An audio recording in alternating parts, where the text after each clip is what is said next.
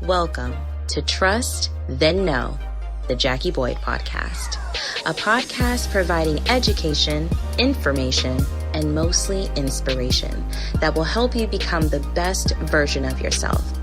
Join host Jackie Boyd for engaging and intriguing conversations. Now, Trust, Then Know, the Jackie Boyd Podcast. Hello. Welcome to the second episode of Trust and Know, the Jackie Boyd Podcast. I am so excited to be here with you and to be here with my phenomenal guest, Dr. Shelita McGowan. We are in for a treat tonight because she has so many jewels that she's going to drop. She's done so many amazing things, and oh my goodness gracious, and as I told you all the last episode, that I wanted to bring someone who had done the things that I'm trying to do, right, which is write a book, and someone who can take us through the steps. But not only has this phenomenal woman written a book, she's a business owner, she's a mother, she's a wife, she is a community leader, she is a community advocate, she is just phenomenal. So without further ado, hey, Dr. Shelita. Hey, Jackie. How are you? I am good. Thank you so much for agreeing to be on my podcast. I couldn't think of anyone else to have, after the introduction of the podcast other than yourself. Because, thank you for having me. Yes, I actually admire so many things that you've done, all the things that you're doing. So I just want you to just drop it on us, talk to us about what we need to do to get our book project started. And the topic of this show is, your success is up to you. And really, when I look at you and so many things you've done and how successful you've been, and still just being a down-to-earth, caring person, we need to know what your secret is. So it's good parents. No.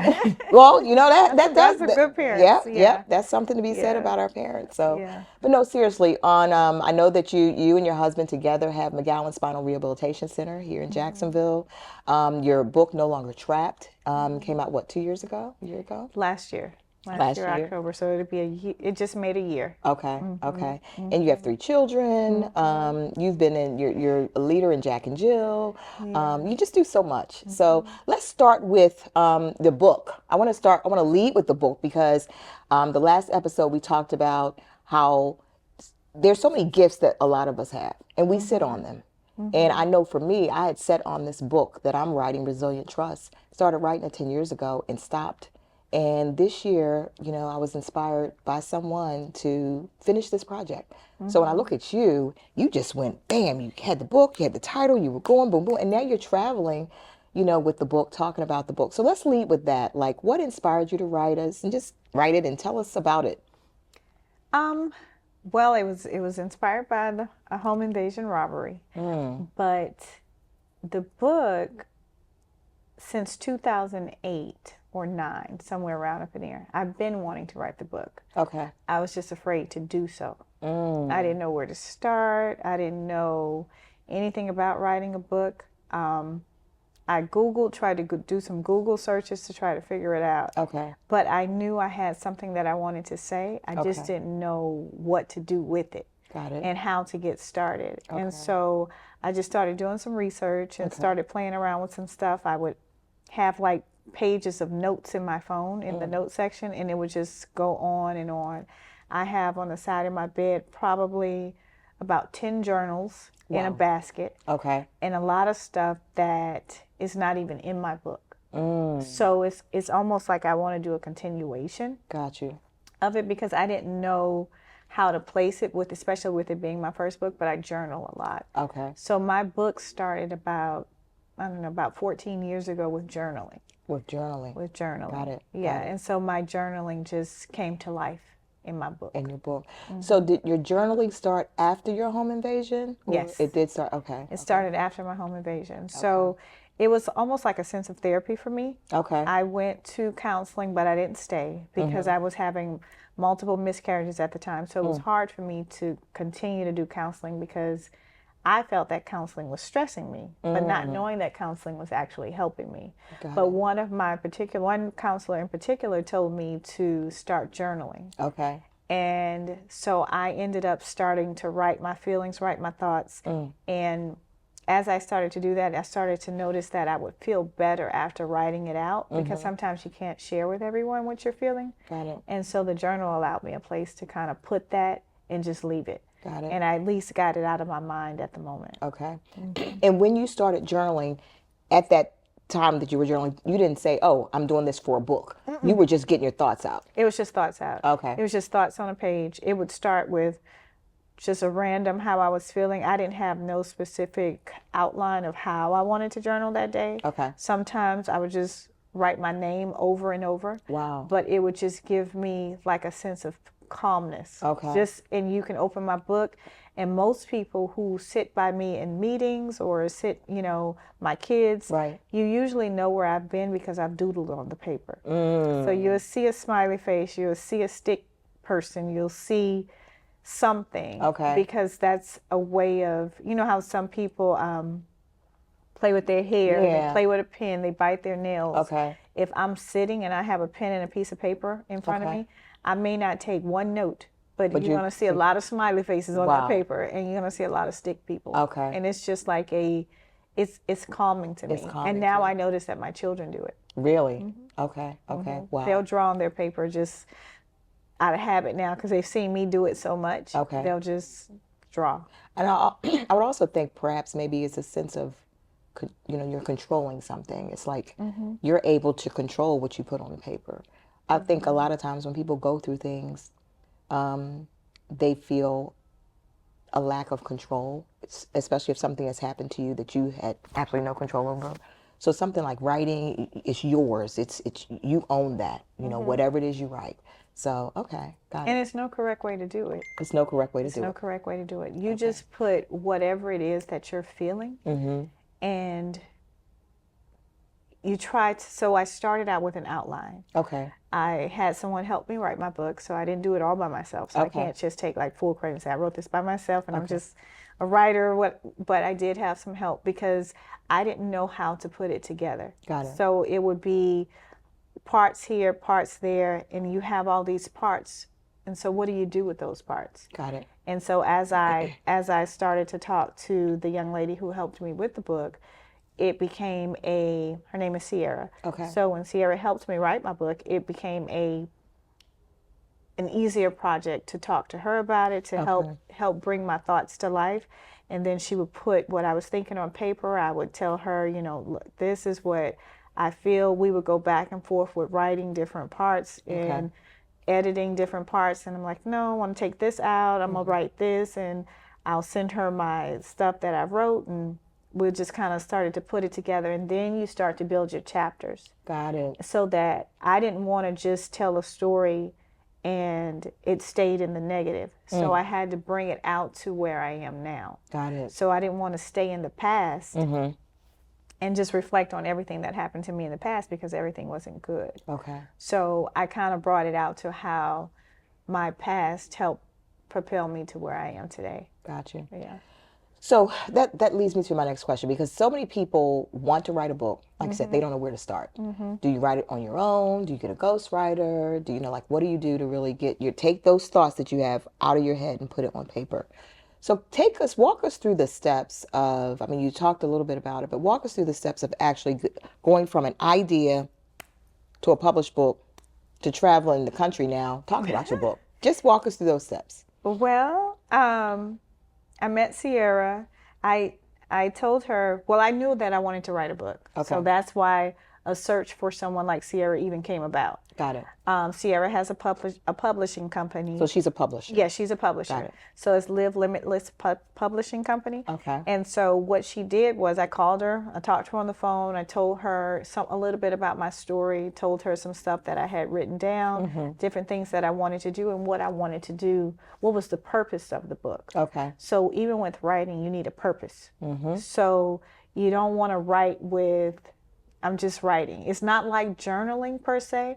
You have to write with an end goal in mind. What do you want your reader to feel? And what do you want them to leave with when they finish the book? Okay. And then everything else is in the middle. So you have to have a start. You started out how this is what happened. This is what the beginning of my life when I was 12 years old. However you want to start your book out. Okay. And then you have the meat in the middle. and then you show them where you are now. Got so it. you and the thing is about the book, what is the why? The why. So if you read my book, or if I read your book, what is the takeaway from that? What am I supposed to take away from that? And you have to be able to answer that as a writer. And you're answering And your that answer in the book. Your answer should be within and in the book. Got it. So you should want your reader to be able to go to a place, visualize whatever it is you're saying. So it's almost like writing a movie. So you want them to read it and be able to see it and feel it at the same time. Okay. So they have to see, feel, and know. Okay. This is what she's saying.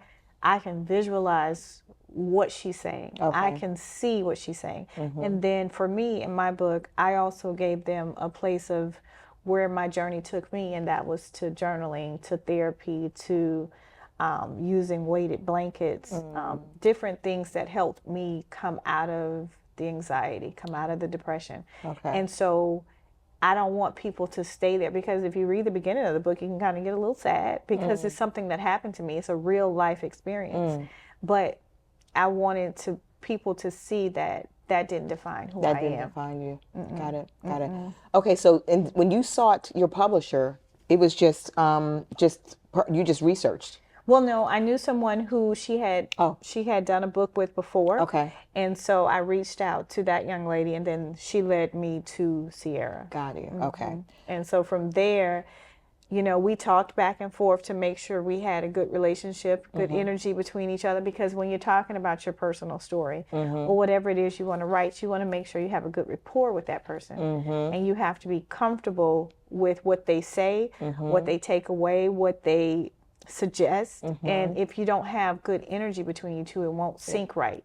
So you want to make sure that when seeking out a publisher, that the energies match. Got it. Otherwise, you won't be able to tell your story like you want to. Okay.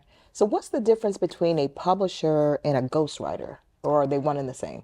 Well, she does both. Okay. So she does a slew of things. So you can write your own. She could be a ghostwriter. She published the book. Like, she is a complete package. Got it. She's a young lady who graduated from FAM, and she just began her publishing company. I don't know how many years ago. Okay. But she has a very successful publishing company. Okay. And so just based off the reputation and her portfolio is why I used her.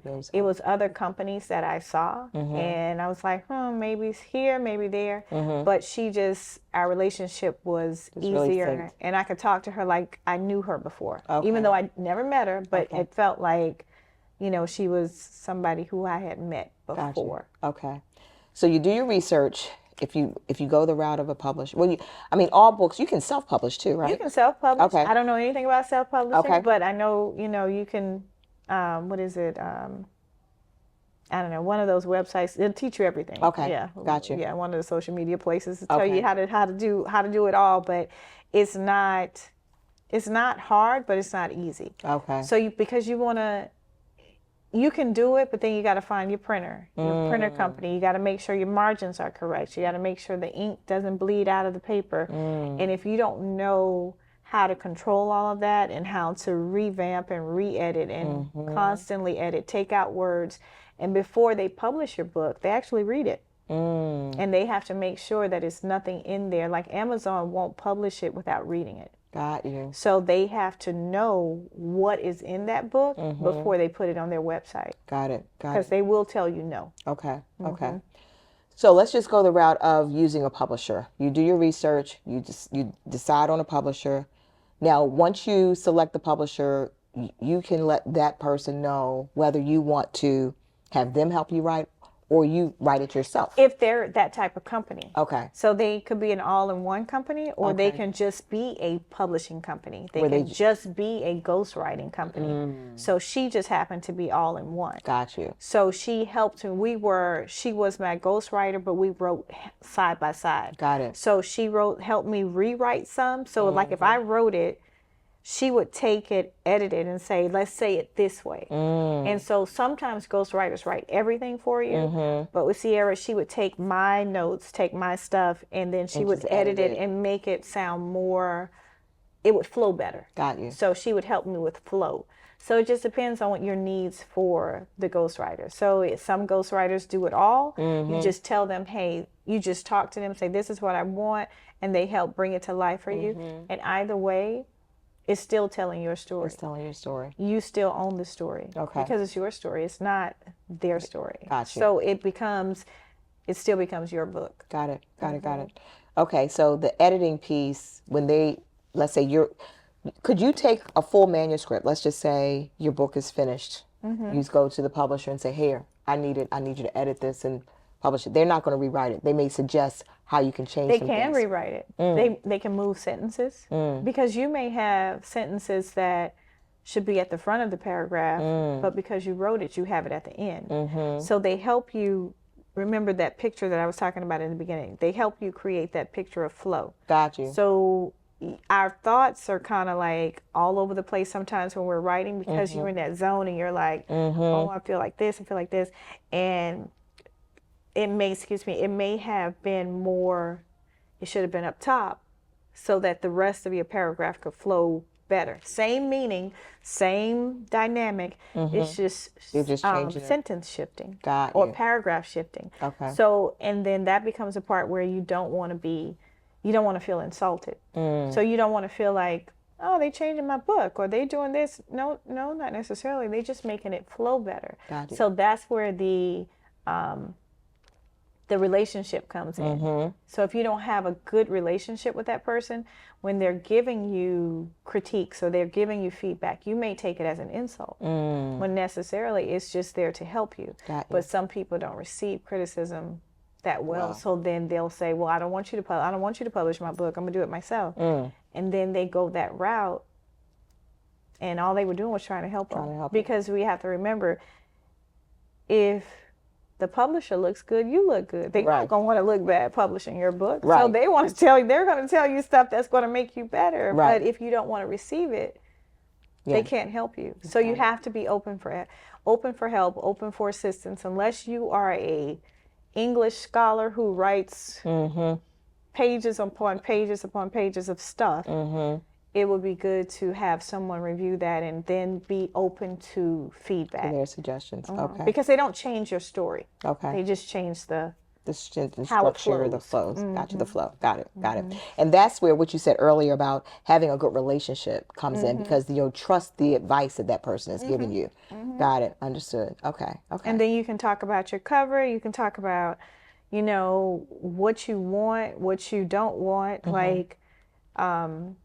It's so much that goes into it, and it takes time. Like, it took about 1.5 years for my book from start to finish. Okay. And the title was changed a few times. Some stuff was taken out of the book. So when I would read the manuscript, I would edit some stuff and be like, I don't want this in there. That's too much. I would take that out. And then some stuff I would add to. So I may take away here, then add to there, and until it became how I wanted it. But it's still a lot of stuff that I didn't put, because with it being my first book, I really didn't know what I wanted to say, if I wanted to share that much of my life at one time, or, just how I wanted it to go. And so I actually stopped writing. And I was like, okay, I'm done. Like, I'm done, Sierra. Like, this is enough. This is enough of me in this book for right now. Like, this is enough. Like, and I'm already like, I feel like I'm a shy person sometimes. Okay. Or I kind of stay to myself, and I'm like, I'm really going to put my business out here in these streets. I'm telling everything. Like, I'm really going to do this. And so some stuff would just kind of, I took a lot out. Okay. And I think I'm at a place now, eventually, where I want to tell the rest of it. Okay. So that's the part 2 of the book. Okay, got you. How did you come up with your title? No Longer Trapped. That's a good question, because it was actually like I had several different names. Okay. Had a whole different book cover. It's on my Amazon. It's just crossed out. Nobody can see it but me. Okay. But it was crossed out. And then I just realized we talked about it and had all these lists of names, and it was just like, which one just stood out and spoke to me the most? Okay. It wasn't about if the title had been used a lot, if it had been here, if it had been there. It was more so what spoke to me and could I own it? Got it. And if that was really how I felt. And that's how I felt. That's how you felt. Okay. Because I was finally free to tell my story, and I didn't care who heard it. So that's why it's called No Longer Trapped. Wonderful. So if you didn't know, you know, you have an opportunity to know now. Like, and if you did know, and I had a lot of what's the word I'm looking for? Like a lot of victim guilt. Like I felt like, okay, shame or victim shame. Like, okay, I don't want people to know that happened to me, or I don't want people to know. Yeah, like, and then it was just like, you know, just kind of like shame. I just felt like sometimes I felt like everybody knew. And even if they didn't, my mind told me they did. And so I just felt paranoia. I felt judged and by what I had went through. And so it allowed me a place to release that. Got it. And so I don't carry that anymore. Okay. Yeah. I love it. Okay, so once the book is finished, you and your publisher have done your work, everything's done, you're ready. What's next? What happens after that? What happens after that? So you do a book launch. You do a book launch. So you can do like a pre-book launch, and you do pre-sales. The book is not out yet. The book is not out yet, but you have an anticipated date. Got it. And so the anticipated date would be whatever date that you know is going to be done. You know that you. The thing is with the anticipated date, if you're putting it on Amazon, you must make sure that they approve it, because if they don't, and you can have that date set, and they're like, you got to give us another 48 hours to review this to let you know. So you have to give yourself enough time, and you have to allocate time if you're going to put it on Amazon. Everybody don't put their stuff on Amazon, but you have to give yourself enough time to see if Amazon will approve it. Gotcha. So you set the date, you have a pre-sale date, you have a pre-sale, you figure out your price, you can work with your publisher on your price, and then you come up with your ISBN number. That's the book number that goes on the back. All books are assigned one, unless it's something like a journal. Some books don't need it. But if it's a book and it has your information in it that you want to own entirely, you put that ISBN number on there. Got it. And then that way, that's how they can track you. Okay. You make sure that when you are loading it to sites like Amazon or Barnes & Nobles, that you use the proper search words. So you have to have search words in order for people to be able to find your book. So what category does your book fall under? Like self-improvement or history, education. Got it. You know, anxiety, depression, mood swings. I mean, there is a slew of things that you can choose from. Okay. You just got to make sure it fits your book. Okay. And if it doesn't, then you're going to lose traction, because the people, when somebody looks for your book, the first term that comes to mind, if it's self-improvement, you need to make sure that you have that first, along with probably something else written in your little boxes to give it a little bit of an explanation. Got it. Because you put self-improvement, there's 2 million self-improvement books out there. What makes your book stand out? So you have to know how to, and the only thing that can fix that is you. How do you sell it? What type of self-improvement do you want? If I was to read your book, what type of self-improvement, if that's your book, what type of self-improvement do you want me to have? And only you can really tell me that. The person, it doesn't matter if they wrote 1 million books and got them there on the New York bestseller, you still got to have your own tagline. Like, what sells you? Got it. What makes me go to Amazon and buy your book, or Barnes & Nobles and buy your book, versus her book or his book? And your publisher helps you with all of that. The publisher is still helping you with what category to put your book in. Well, sometimes they help you. Yeah, it just depends on what. And like I said, it's just relationship wise. It depends on what type of relationship you have with your person. Okay. Yeah. So my publisher helped me with my terms, and she was like, "Oh, I'm gonna put this and I'm gonna add this," and we went from health categories to mental health to phobias. Like, it was just a lot, and you just keep checking. Is it possible that you can have several different categories a book is in? Okay. They recommend. Okay. Okay. Got it. And then it gives you subcategories on top of that. Okay. So you just want to make sure. And then from there, you list your book, and then you encourage people to buy it. Try to within like the first 2 weeks. And as your book sells, it climbs up the market in those categories.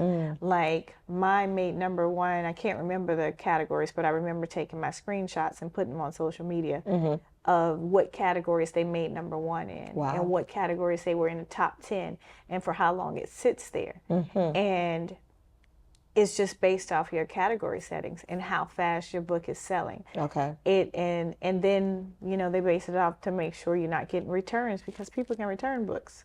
So it's and it was a blessing that I haven't, but I saw that you can do that. I don't know how you can do that, but it's just, you know, it's kind of weird. But that's just my opinion. But it's a very it's an easy process once you've done it. But the hardest process, I would say, is writing the book. Isn't the publishing and getting it for sale and selling it and getting it on Barnes and Nobles and these different websites, Kindle and all that stuff. That's easy. All they're going to do is read it, say if they approve it or not, and then you just keep it moving. And then you have your price and stuff like that. But it's more so getting the thoughts out and writing it. It's writing the book. Because, you know, we all, you know, people say, well, I want to write a book. I want to write a book. And people die saying they want to write a book. They just never do. The question is why, though? Is it because you don't know where to start? Or is it because we don't really make the time? Does your book have purpose? What makes you want to write a book? Because writing a book doesn't necessarily make you rich. So do you want to help people? What is the purpose of your book? Because if money is the driver of your book, you're doing it for the wrong reason. Money cannot be the driver of writing a book. Got it. It cannot be the driver of writing a book. I know. Because you will not. Unless you're, I don't know, like what, Steven Spielberg or somebody, they turn into like these big movies. It is not it's not saying it can't happen. It grows with time, but it does require you to be able to write. You know, you got to be able to write, flow, and produce. So it's just, what's the reason of wanting to write your story? Got it.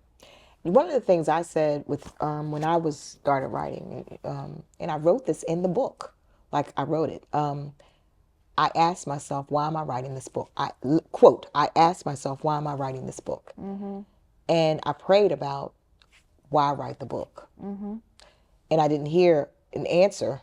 And then God said to me, write it for them. Literally, that's what came to me. Write it for them. Them who? Your children.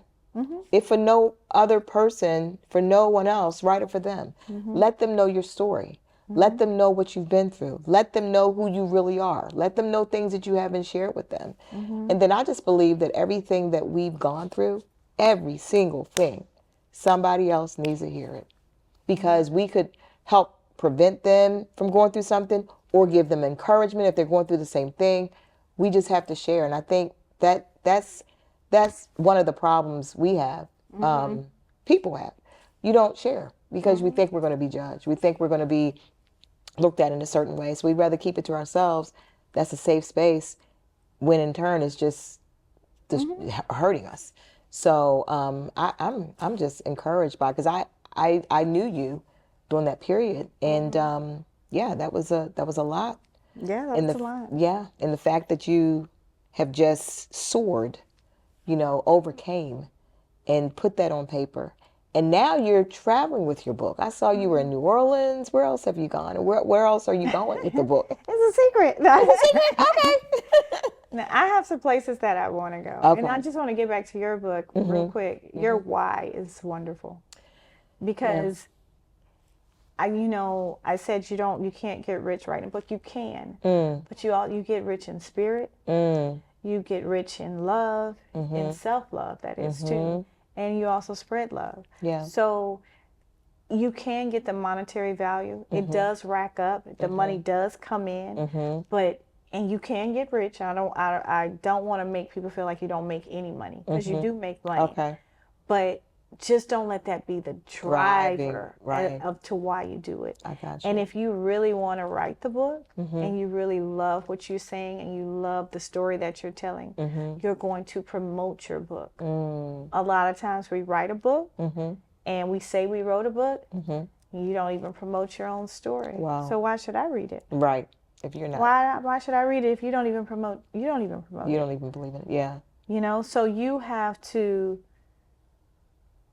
promote yourself. And if that's the gift that you want to share, whatever that story is, then you keep going with that. Right. Once you write it, don't let it just be like, okay, I wrote it, that's it. Yeah. If you tell me I'm an author 2 years from now and that's what I've done, okay, that's what I've done, then what? Then what? Then what? Right. Where are we at now? Like, where's the book? Right. Oh, I have some at home. You want to buy one? Right. Like, when are you going to promote your own book? Right. So you have to constantly, like, if that's what your purpose is. So if that's, you always have to remember purpose. So traveling, doing brunches, and in my brunches, I actually don't talk about my book that much. You don't? Okay. So it's not a book tour. It is a tour of, when the women are inside the brunches, it's not a lot of cell phones. It's like empowerment? We talk about life stuff. Okay. Women are shedding tears, they're sharing fears, they're saying things in that room that they wouldn't normally say, because I'm not in the room with video or cell phones saying, hey, let me look at you, let me see what you're doing type thing. I'm not doing any of that. Okay. So I'm allowing them to just talk. And so a lot of women are able to like tell their stories without the fear of being judged or looked at or recorded for that sense. So I don't record those conversations.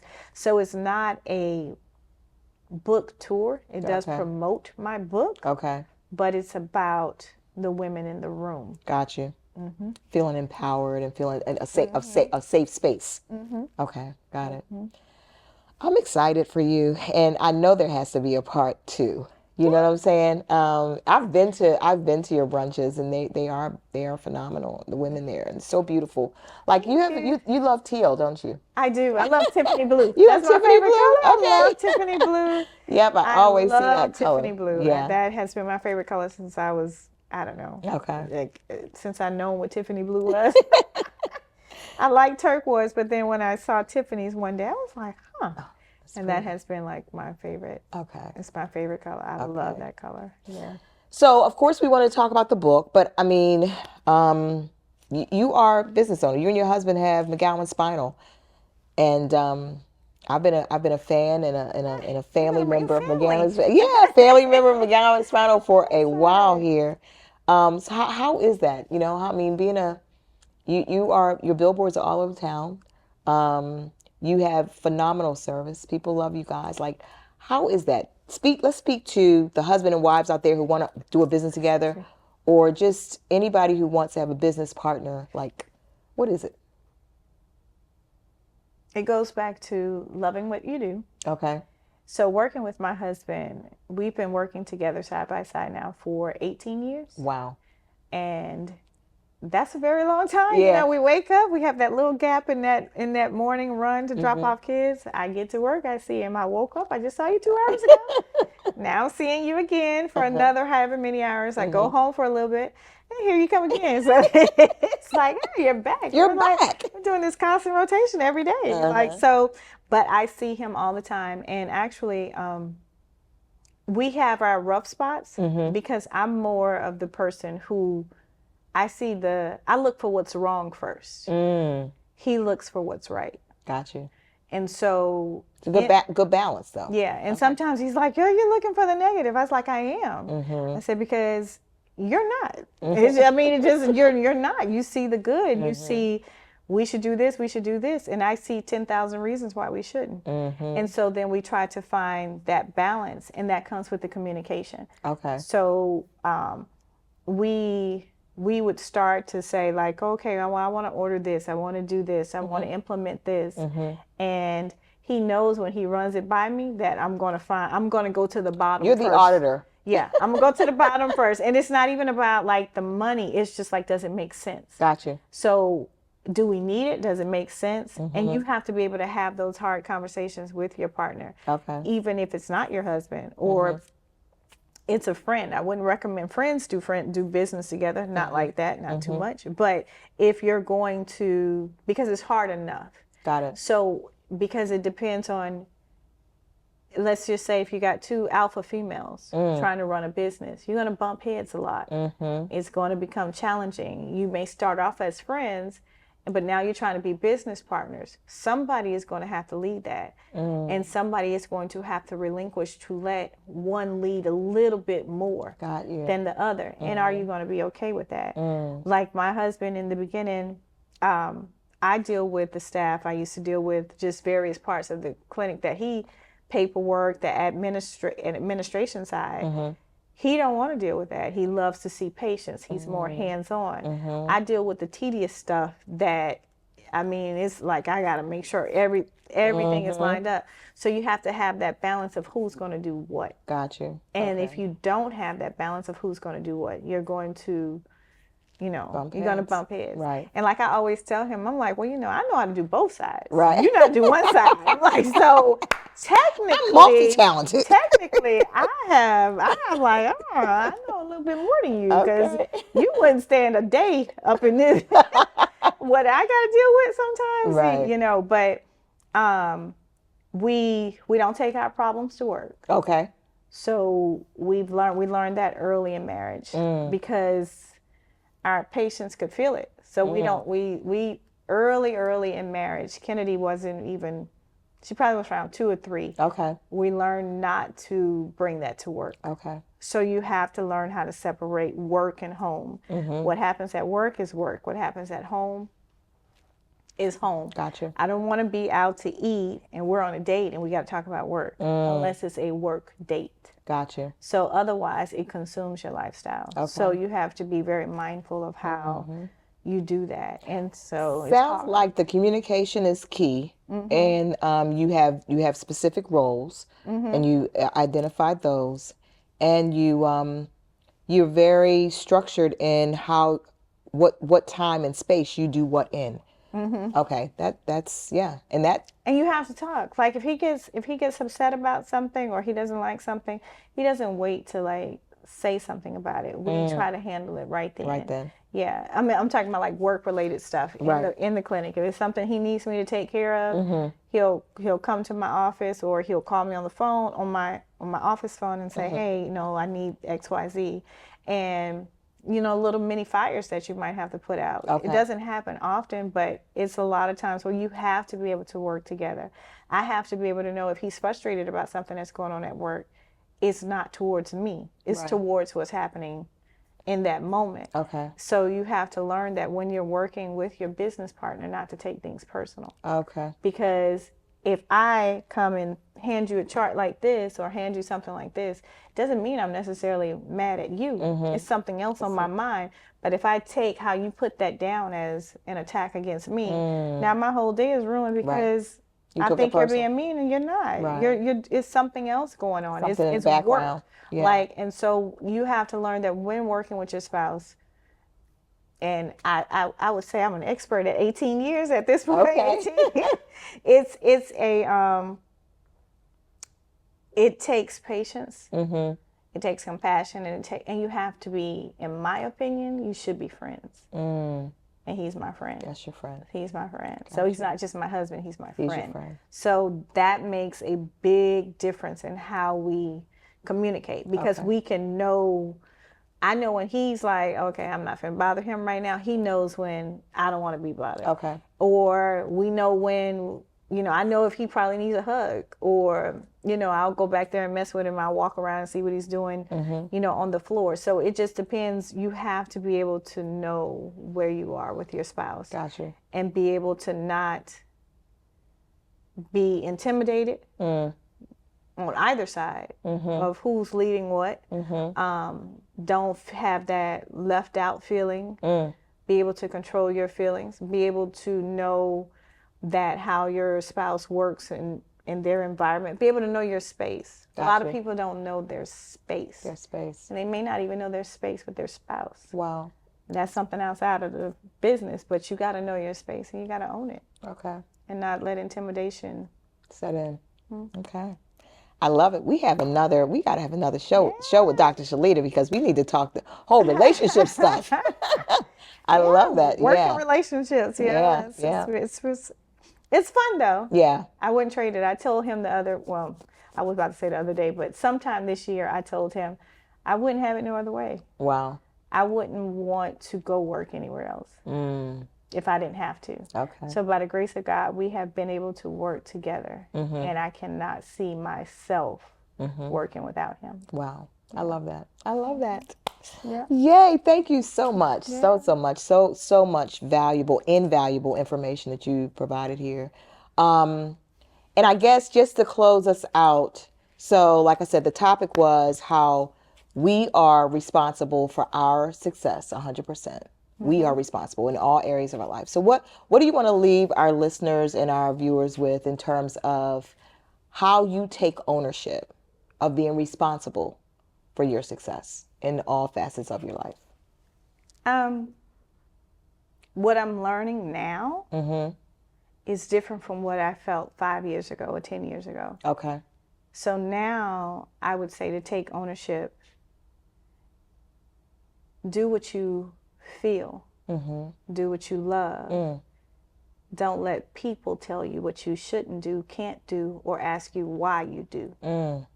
If great. You can own it for yourself and know that that's your purpose and that's what you want to do, whatever thoughts come to your mind, whatever thing tries to slow you down, it's not going to matter.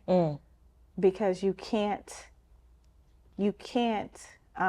make up purpose. If it's there, you have to learn how to shut the voices out. And you can't procrastinate.